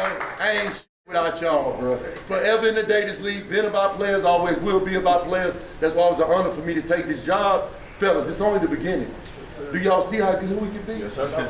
It don't matter. Nameless faces, we don't give a fuck. We line up and play anywhere. I love the fuck out of y'all, man. I appreciate the fuck out of each and every one of y'all. D-Bones is yours. Yes, sir. Break it down. Let's go. Go to the line. Let's come back hungry. 1 on 3. 1, 2, 3. Win. With Litter Robot, I never have to scoop your litter. One of these days, we got to figure out how to get these things to stop. They just roll right into a commercial every time. All right, so how impactful of a locker room celebration last night, man? I really loved it. I thought it was really well done by Dan Campbell and Calvin Shepard. You know, the way that they talk up their guys each and every week, but how honest they are with their guys. Calvin Shepard, he knows that this defense is just scratching the surface. And he did call a hell of a game last night. This was his money game. I know I repeat myself sometimes, but this was his money game. This was the night that Calvin Shepard was going to show exactly why he was the DC. And he proved it last night. To quote Jay Cruzen, this is just a funny, because I said last night during the live stream, I said, oh my God, man, Baker Mayfield looks like Corey Besh. Like, I'm going to have to get a side-by-side comparison going. I'm going to send it to Corey. And so Jay Cruzen said, yep, we made Baker look like Corey Besh last night. I think that's hilarious. It's no slight on Corey, man. We love Corey, but we made him look pedestrian. Baker couldn't do anything. And I think the biggest reason why is when you look at how Tyleek and DJ Reader and Amik Robertson were able to penetrate the middle of that offensive line and get him off of his step, right? Get him off of his lane. That ball was just spraying everywhere. It was high, it was low, it was right, it was left. It was everywhere. So that's how a good defensive tackle group, right? A good D line can really have a major impact on a game. The other guy that had a major impact on the game, well, that started before the game. It's been going since last year, and that is Amik Robertson. I feel like he is one of the biggest glue guys to this team. I think that his presence in this DB room is nothing short of very impressive. He's a very impressive individual, and I think that his heart is all, it's all Detroit, right? He's everything that we want out of a player, out of a person, and the way that he's been playing, the way that he steps up, like there is no waver in his game. There is no waver in what he thinks and he knows that he can do. And again, I have to apologize to Amik like I did last year. When we were bringing guys like this in, I'm like, man, I did not want to see a non-prototypical size DB, not right now because we didn't have enough. But I got away from my own evaluation process, and it's very simple. Prior to making it into the pros, this is my very early process into scouting, right? I'm way far away from where I want to be. But there's a couple of things that I look at the very beginning, and that is what Brad Holmes hates the most, and that is the height, weight, speed, and all the other, metrics and analytics that go into who are you as a player, right? Just simply from a measurement tool, who are you as a player on the field? What can you do? That's one part, right? That might be 15, 20% of it, the height, weight, speed, and the agility and all that. The rest of it is on field, right? And so, honestly, it's not so much the physical gifts that I'm more in tune with. It's the mental side of the game. Everybody in the NFL has the physical gift. Not everyone has the mental gift. And players like Amik Robertson have that. Players like DJ Reed have that. And these are guys that are not prototypical size. And so last year when we brought in Amik, did I like the signing? Yes. Did I think that he was going to be this good? No. Same thing with DJ Reed. Did I like the signing? Absolutely. Did I want him to come to Detroit? No, not in the beginning. I would have rather seen, a different player or two that I was speaking about at that time. But my goodness, how impactful has Amik been to this room? From a demeanor, the way that he speaks to his guys, the way that he speaks to us, right? The media or the fans. He's all energy, man. And he's all about good, positive energy. And it's that positive energy that spilled over to an entire DB room last night that played like they were all 5-year vets. And they were all starters. Some of them for the first time played like they've been playing like this for a long time. They played lights out for almost the entire game, minus a couple of penalties and a couple of passes here or there that got away from them. They played lights out. So let's bring in Amik Robertson, and let's listen to his post-game press conference.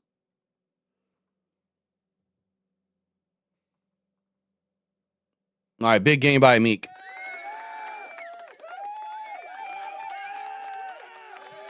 Just speak to the defensive effort overall. But then just everybody who stepped up in the secondary too, a bunch of guys making a ton of plays. Just how impressed were you with the overall defensive effort, and then those guys stepping in the secondary too? Man, I told those guys, man, after the game, how proud I was of them. Every last single one of them, man. Whiteside, Hart, all of them. Amik forgot their names. It's like all I thought about when I was out there, man, is play for those guys. And I told them,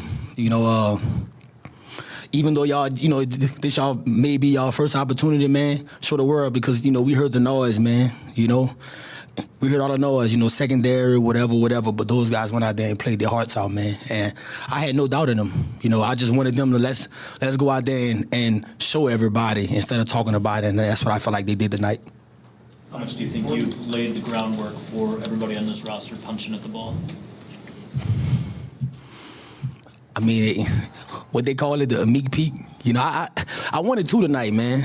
But on that one with the running back, I wanted another one. But I take that one. I got some more to come. Obviously, you just wore the Braves jersey here. All right, so prior to the game, we were talking about Amik and the behind-the-scenes video and audio that Eric had the opportunity to take with Amik at Pro Sports Zone. Big shout out to Pro Sports Zone. Make sure you guys get in there and get your jerseys and all of your other memorabilia and Lions, Wings, Tigers, whatever, man. Get into Pro Sports Zone, get it done.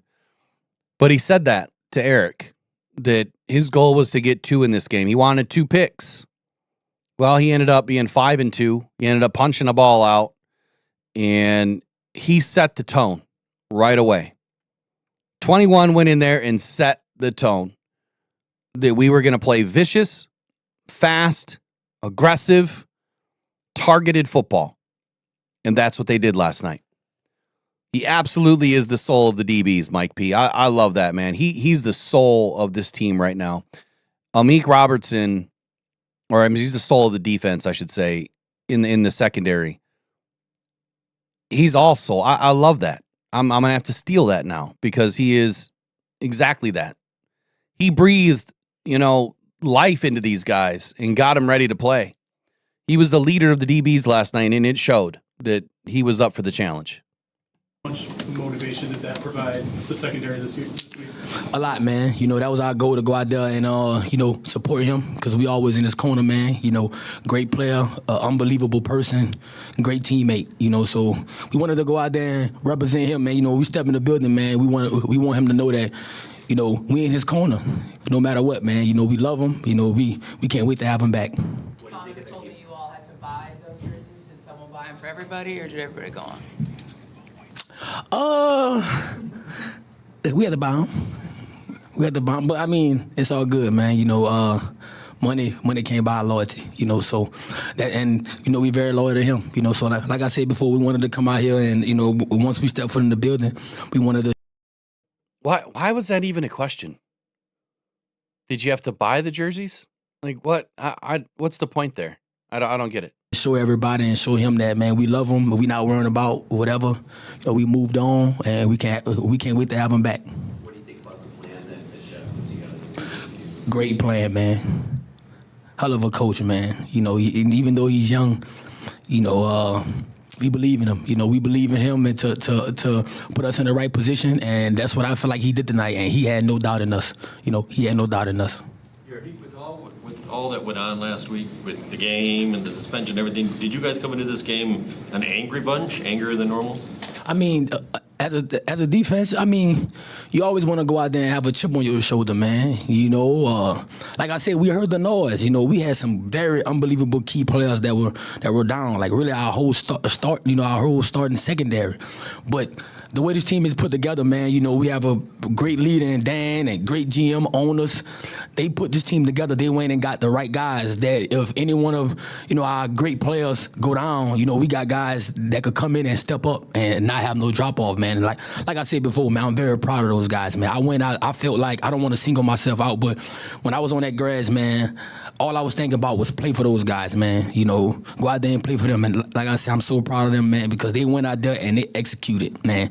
We just can't wait. We had to earn that bye week, man. We going to rest our body and get ready for the next opponent. What did you see? It seemed like you found the camera and had a message to deliver. Can you let us know what you were saying there? I looked at the camera. I just said, I told y'all I am different. This is what I do. This a regular day in the office, and I told one of my teammates, man, what I wanted to do when I go out there. I wanted to elevate my play. Because me personally, I feel like I haven't been playing the way I want to play, and that's the expectation, the high expectation that I just put on myself. I feel like even though I wish I could have, like I said, I wish I could have that punch out, from the running back, and I should have got my head around on that double move. But I take it. God was on my side. Last year after the Minnesota game, you threw out a quote that just kind of stuck with me. You said, "You can't vary what come from the dirt." Yeah. How did that manifest for you today? It just shows that, man, everything is earned, man, not given. I don't fit the measurables. I don't fit none of that. I might be the shortest guy on the team. But that don't matter. That don't matter for me.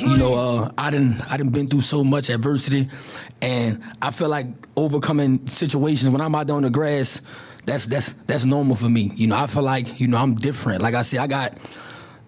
God blessed me with the mindset, and I just feel like each and every time I'm on the grass, I feel like I'm the best.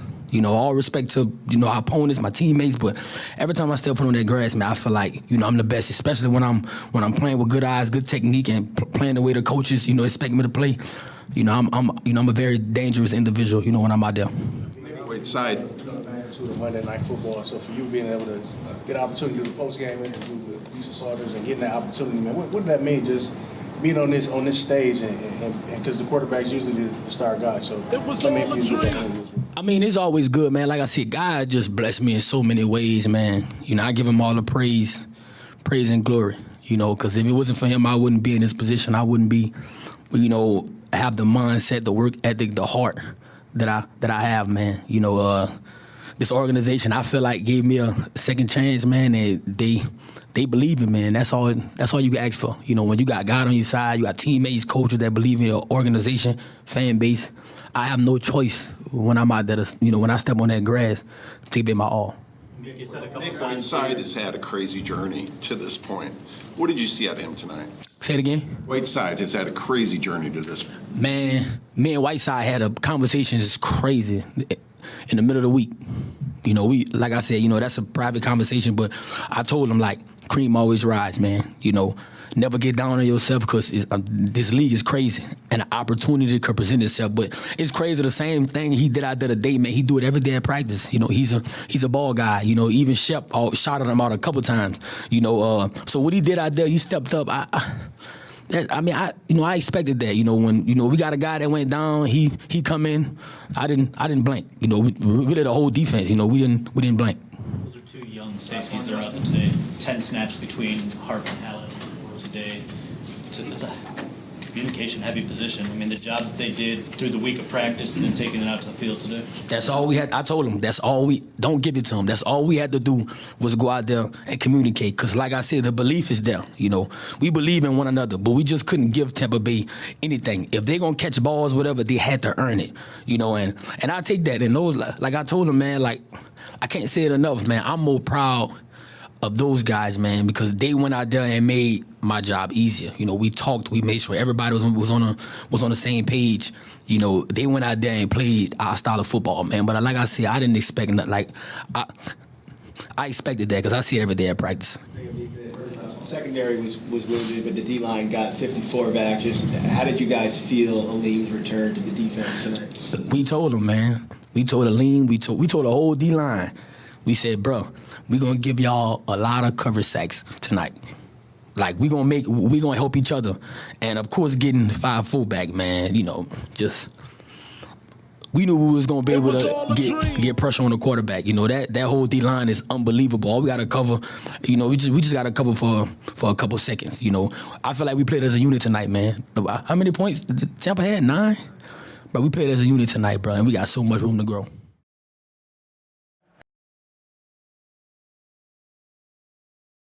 Absolutely love it. Absolutely love it. Played as a unit tonight. The score obviously showed that. Now, Dan Campbell after the game said something similar to the fact of, you know, how many points did Tampa have that had to be one of the lowest of the weekend or whatever. It wasn't. I mean, there was 4 other teams that were held to lower points. Aaron Glenn being one of them at the Jets, I believe, had 6. The Dolphins, I think, had 7. The Raiders were blanked, and there was one other team that I think had 7 or 6 or something.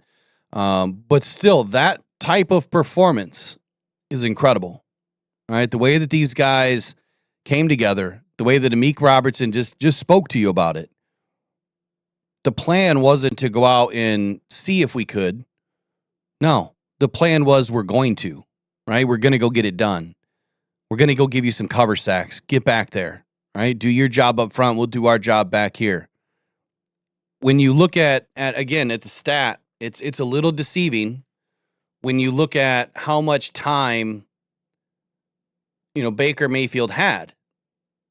The reason why he had so much more time in this game is not because our defense wasn't penetrating as much. No, that's not it at all. The reason why they had so much more time is because our DBs were staying in phase. They were mirroring really well to the receivers. They weren't letting these guys just run wild and get open. Baker had to wait to hopefully get somebody open. And by the time maybe someone was about to get open, the defensive line was starting to close in. We were this close. I counted at least 6 plays last night. Like, we were this close. A quarter second of holding that ball, and we have 8 sacks in this game. At least. that close.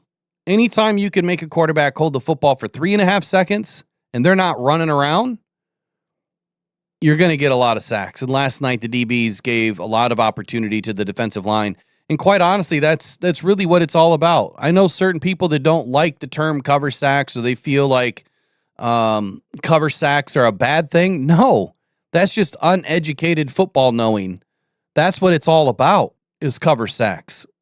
Having sticky defense leads to your defensive line playing better. It is I've said it many, many, many times. It is near impossible to get to the quarterback in under 2.5 seconds. It does not happen very often. When it does, it's a great thing. It's usually an unblocked defensive lineman, or, defensive end, or a linebacker, or corner blitz, something. Hardly ever will you ever see, outside of J.J. Watt when he did it, or Jared Allen, or Reggie White. I don't care. Like, you have to go back and watch. Myles Garrett does it at times. Micah Parsons does it at times, but again, from a different position, right? Usually getting out there on the wide 9 or stacked 9 and able to get after him unblocked. So the DBs played perfect hand last night. It was a great game, and again, the film was going to be really, really, really fun to watch today. So you guys had asked in the chat to try to find that first down on K-Dot to kind of dispel it. I don't remember where it was. I don't remember at what point in the game that challenge happened. I could try to find it here towards the end of the show. I'm not real sure. A couple of quick reminders. Coffee is back. If you want to celebrate a good cup of coffee in the morning, Honolulu Blue Brew, brought to you by yours truly. This is a Rocked On Sports Media branded coffee for Rocked On Cancer Foundation. It's $25 for a 12-ounce bag. I know it sounds expensive, but it's really not. These are premium beans, Arabica beans. Beautiful caramel notes, man. It's a medium dark roast. This roast turned out pretty well, and I enjoy drinking it every day. Very low acidity, so it's good for those sensitive stomachs. But just a really, really smooth coffee that also will support the Rocked On Cancer Foundation.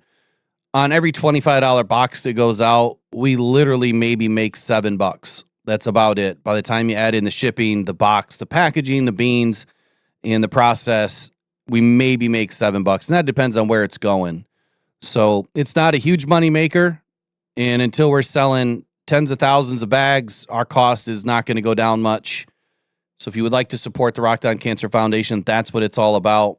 Or if you'd like to just drop a donation into the Rocked On Cancer Foundation, this stuff, what we do doesn't go to the billionaires, it doesn't go to the millionaires, right? It stays local. What we're trying to build is cancer awareness and free screening for thyroid cancer, and get the bus rolling next year, hopefully, at the golf events to do free screenings with ultrasound and blood work, and kind of get everybody their first opportunity to get their thyroid checked, because that's the cancer that I had.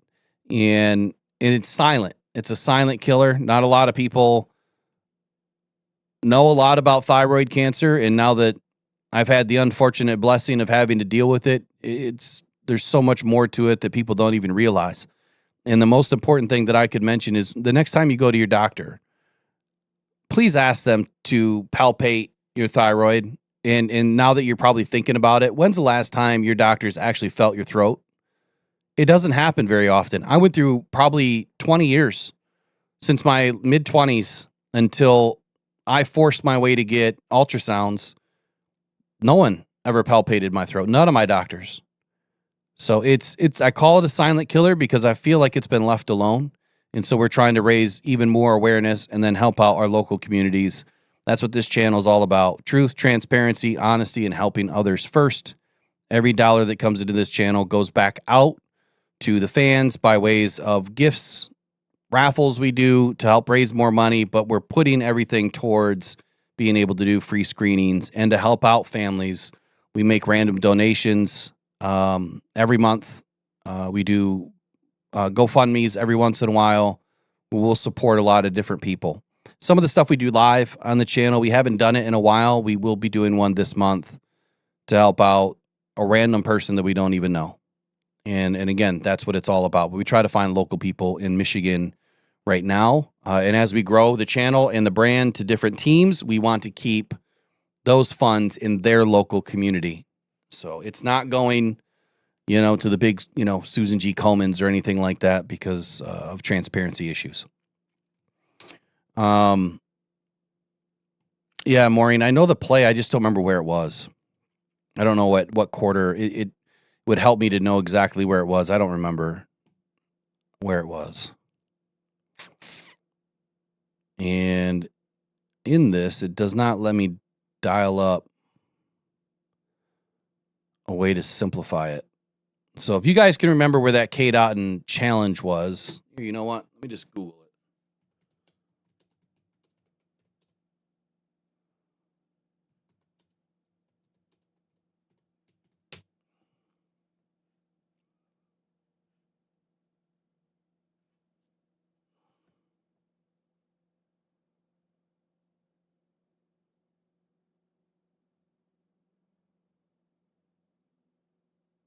It's like someone took their time to write this article on Sports Illustrated, and they don't even mention where it was. They don't mention the down, the distance, the time of the game, nothing. Not a damn thing. Like, how are you supposed to fact check when you don't put the facts in your article? Journalism is just failing miserably today. Facts are so important. And even just little things like that, how important it is. All right, here's a replay I just found on Bleacher Report. Okay, I'll bring this in. I'll probably have to clip it.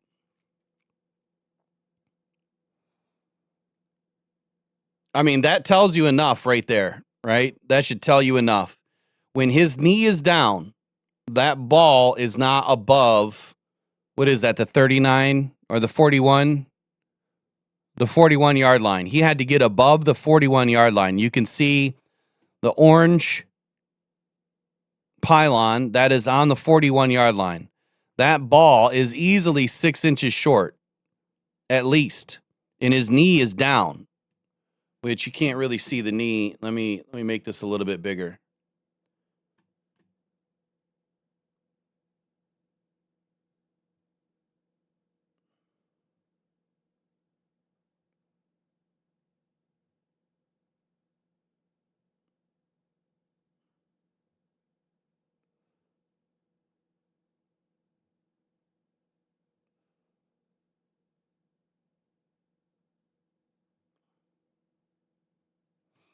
There you go. So you can see his knee is down. I can't do my, I can't mark up the screen because it's not in the right screen to do it. But you can see the knee is down. Let's play it. Knee is down right here.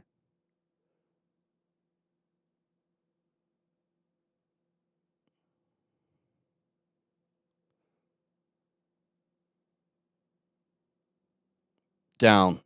He's not across the 41. So if Bucks Rays Bolts fan is still in here, there's your proof, buddy. And I don't know how you didn't see that last night. And when you fumble, when the ground causes a fumble, right, it can't be advanced anyway. The only person or player that could advance it would have been Cade Otton. But he's not the one that picked it up. Now, the other call that I know a lot of people had issues with last night was the interception by Mollett. Now, I called that one live during the game last night. That looked like an interception to me. It looked like, Mollett had his hands on it prior to, them going to the ground, and that the receiver at the time did not have full control.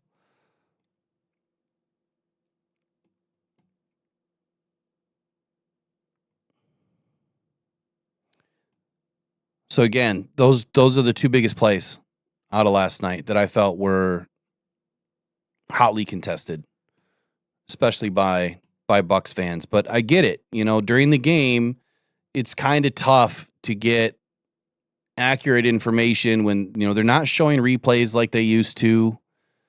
Even in the game, they're not showing replays like they used to. And I don't understand why. I mean, I feel like they're intentionally trying to keep us out of the loop. Just not it's just not easy during the game. You really got to go in and watch the film. All right, let me get into the Twitter here. And then I think I'm going to wrap up for the day. All right, so last night, obviously a lot of good things happened for the Detroit Lions. For the first time since fumble data became available in 1999, the Detroit Lions have produced 2 sacks and a forced fumble in 6 straight games. That's pretty impressive. And again, I spoke about it earlier today, and then, of course, last night. What the Lions are able to do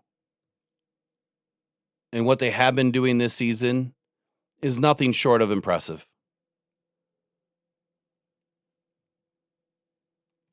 Let me get this up on the screen.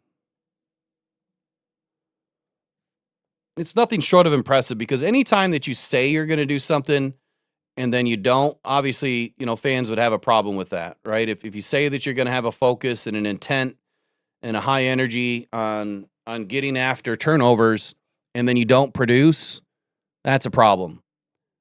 But the Lions have followed up on the promise that they made to each other, which was doing exactly this. So there's number one from last night. The second one, since tackle data began being tracked in 1999, Jack is Detroit's first player to log at least 7 tackles in each of his first 7 games of the season. Let me say that again. He is the first player ever since 1999 to have at least 7 tackles in each of the first 7 games. Super impressive by Jack. Jared Goff improved to 9-2 on Monday night. That is a big stat.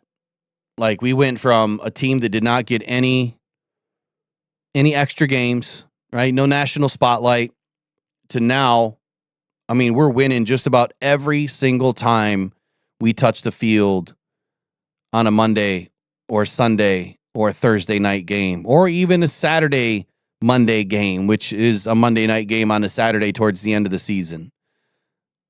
He's now 5-1 as a Detroit Lion on Monday night. Pretty impressive, man. Lions have won 5 straight games on Monday Night Football. That's super impressive. I really like that imagery they got going on here. I don't know where to get these images at, but I got to find them. Dan Campbell has improved to 13-3 in primetime games. Or the Lions have improved to 13-3 in primetime games under Dan Campbell.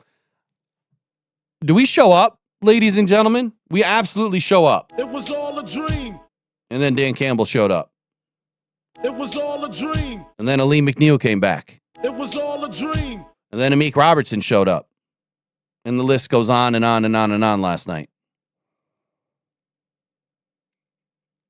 Dan Campbell has now passed Joe Schmidt and Monty Clark for the 5th most wins as a head coach in franchise history. 5th most wins with 43. I wonder how many wins. What are the most wins for a coach?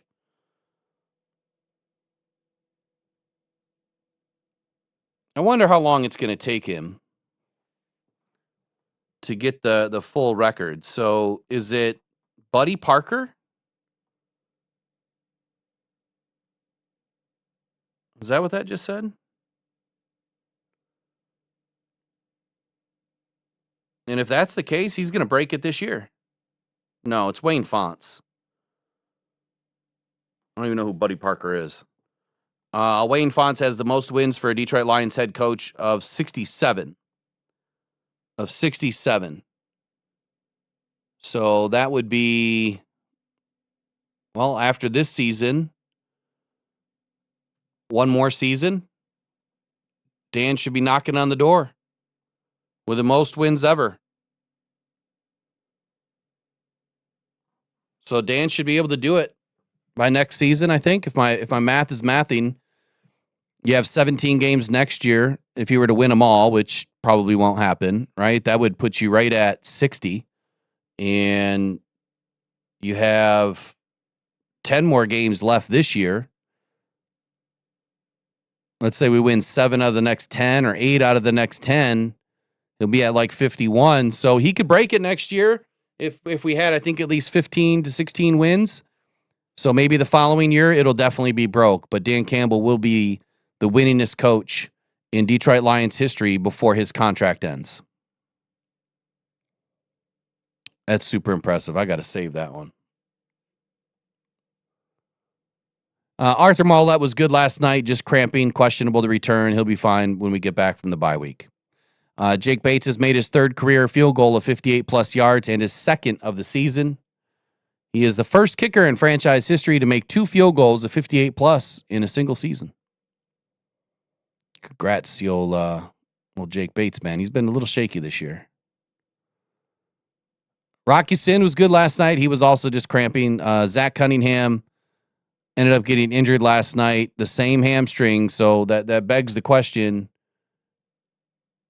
what's going on with all these hamstrings? Why are there so many hamstring injuries? Are they really not stretching good enough? Jahmyr Gibbs has produced 8 career games with 2 rushing TDs. This now ties Billy Sims for the second most in franchise history. I can only imagine that Barry Sanders probably has the most, huh? Jahmyr Gibbs is also the first Lion since Kevin Smith in 2011 to record 200-plus scrimmage yards and 2 rushing touchdowns in a single game. He is the 7th player in franchise history to do so.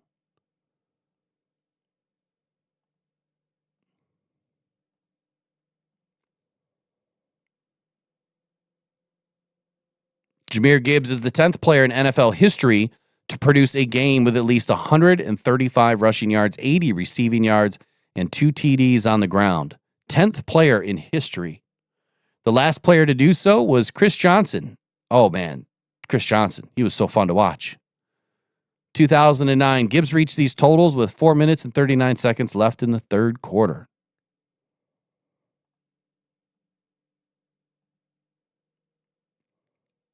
How about the young truth? Amik Robertson has now logged 4 forced fumbles in Detroit, the third most a cornerback has accumulated in franchise history. It was all a dream. Congrats, Amik, man. Big game for you last night.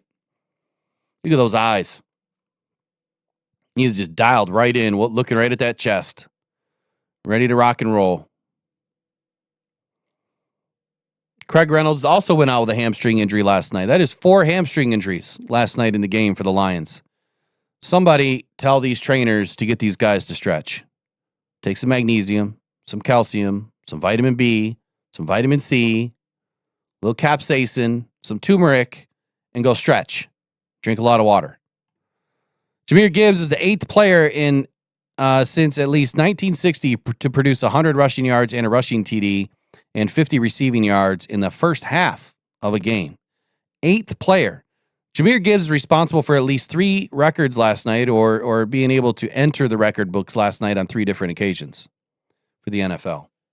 The Detroit Lions, the only players with multiple 70-plus yard TD rushes in Lions history. Barry Sanders with 5, Jahmyr Gibbs with 2. So my question last night was, will Jahmyr Gibbs break the record of Barry Sanders during his time in Detroit?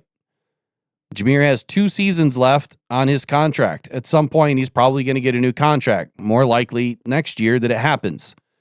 Will he be able to do it? So far, it's taken him 3 seasons or 2.5 seasons to get 2.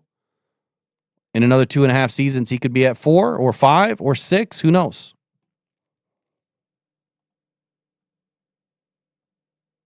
He's a special athlete, that's for sure.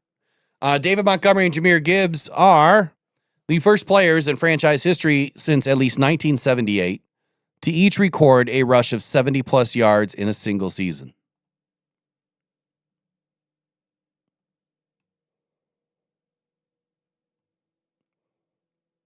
Jahmyr Gibbs also produced a career-long 78-yard TD run last night. It's the longest rushing TD by a Lions player since Javid Best had an 88-yard score on October 10, 2011. Man, the month of October is good for the ground game, huh?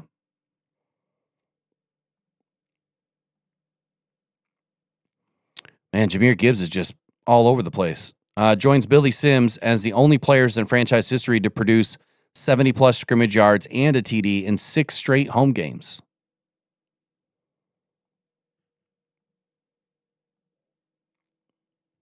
Amon-Ra St. Brown is the first player in franchise history to produce a TD reception in 4 straight Monday night games.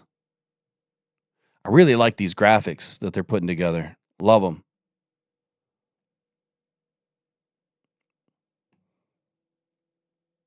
And then we go all the way back to October 15. So, all right, that'll wrap it up for today. All right, at the end of the day, man, this was a hard-fought win. It was a win that we needed. Obviously, this is a must-win game. I'm sorry, we're not done yet. We still have one more player to review. We got to hear from Aleem the Dream.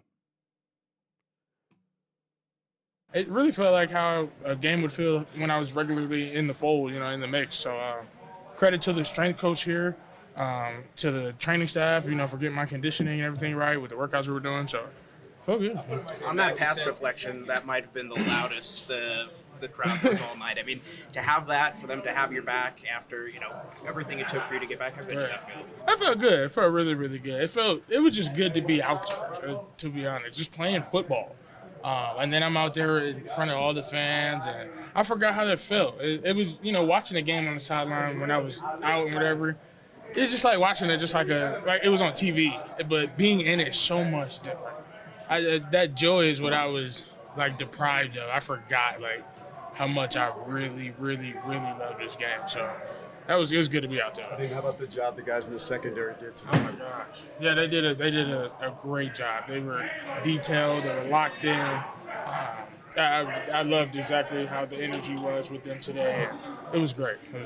What's it say about this team when everybody's talking about who you don't have, and the point is who you did have? That's exactly who we are. And, Coach speaks about that, but he's not just speaking. He's serious. It's the next man up mentality here, and our next man is going to be ready to go. He's going to be detailed. He's going to know the defense. He's going to know what's going on, why Shep is calling this, why he's not. So I feel like our next man mentality is a little bit different than most because our guys are going to be ready to go. So. With Litter Robot, I never have to scoop your litter box again. This must. God, can never get those things off in time. Our guys are ready to go, says Aleem McNeel. It doesn't matter. Next man up mentality. You might hate that term. I love it. I also love Honolulu Blue Brew Coffee. Make sure you check it out at buymeacoffee.com/rockdown. Visit the shop. It's all in there. We've got raffles going on right now. We've got Tesla jersey raffle. We have a special Rocked On black jersey that we're doing. Those are custom. They get signed as they go out. They get numbered. Not that they mean anything.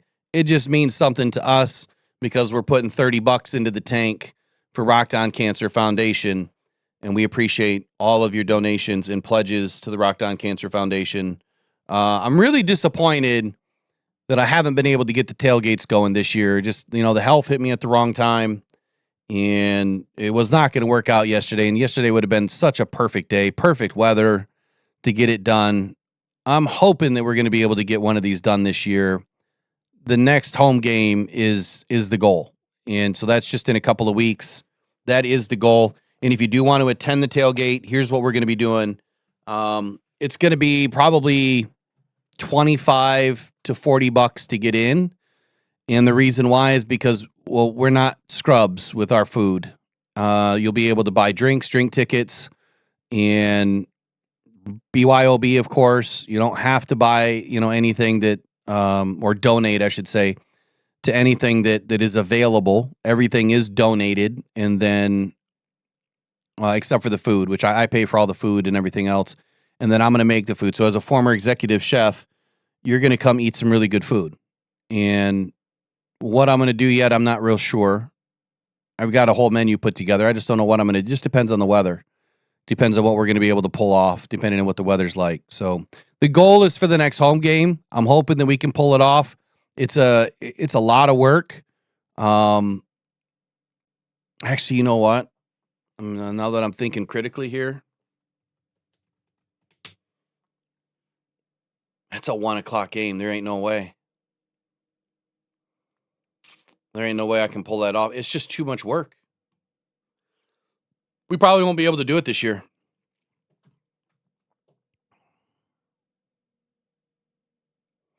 We really can only pull these off on afternoon games and evening games unless we go to an away game and do it, which would be Washington. And that's going to be really hard to get the home crowd there. So we may not be able to do it this year because I'm not going to pull all this together for a 1:00 game. It's way too much work involved, and you can only get into most of these lots at 8 a.m. I'll barely be set up by 9 a.m., even if I start working at 5. So they might not happen. So the best way to support Rockhound Cancer Foundation is to do what you're doing now. Show up to the live streams, drop a like, a comment when you're done. Obviously, hit the subscribe button, share it with a friend. That is the best way to support the channel and Rockhound Cancer Foundation. But most importantly, comments, man. After the live streams, we're not getting many comments because everyone's in the chat.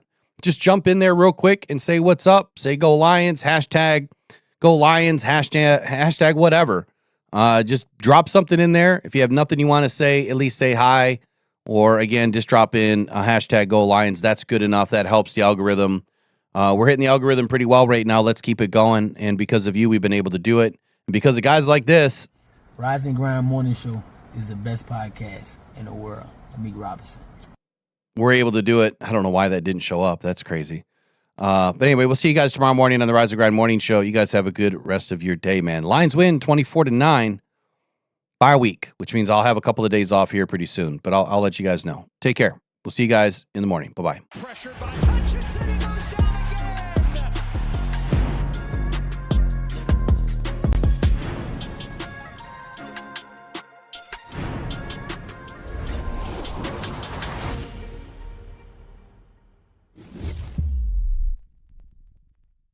Rise and Grind Morning Show is the best podcast in the world. Amik Robertson.